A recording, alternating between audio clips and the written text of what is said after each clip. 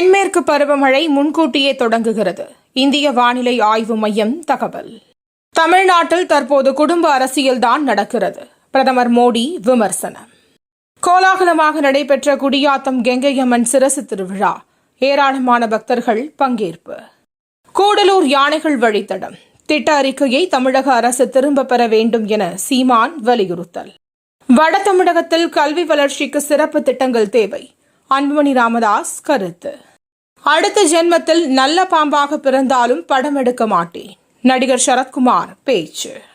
குஜராத் பல்கலைக்கழகத்தில் MA படித்துள்ளேன். பிரதமர் மோடி பிரமாண பத்திரம். விடுதலை புலிகள் மீதான தடை மேலும் 5 ஆண்டுகளுக்கு நீட்டித்தது மத்திய அரசு. பிரதமர் மோடி தலைமையில் இந்தியாவின் வளர்ச்சி பயணம் தடையின்றி தொடரும். உள்துறை அமைச்சர் அமித்ஷா பேச்சு.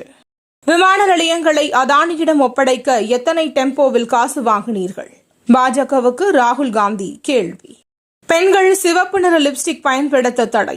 முதலாளித்துவத்தின் அடையாளமாக இருப்பதால் வடகொரியா அதிபர் நடவடிக்கை என தகவல். ஆப்கானிஸ்தானில் மிதமான நிலநடுக்கம் ரிக்டர் அளவில் 4.3 பதிவு. தேனி, நெல்லை உள்ளிட்ட மாவட்டங்களில் இன்று மழைக்கு வாய்ப்பு. வானிலை மையம் தகவல். குமரியில் இன்று மிக கனமழைக்கு வாய்ப்பு. ஆரஞ்சு எச்சரிக்கை விடுப்பு. இன்றைய IPL போட்டி. ராஜஸ்தான் பஞ்சாப் அணிகள் மோதல். தினம் தினம் நடக்கும் முக்கிய நிகழ்வுகளை சுருக்கமாகவும் தெளிவாகவும் தலைப்புச் செய்திகள் வழியே அறிந்து கொள்ள QLN நியூஸ் சேனலை சப்ஸ்கிரைப் செய்யவும்.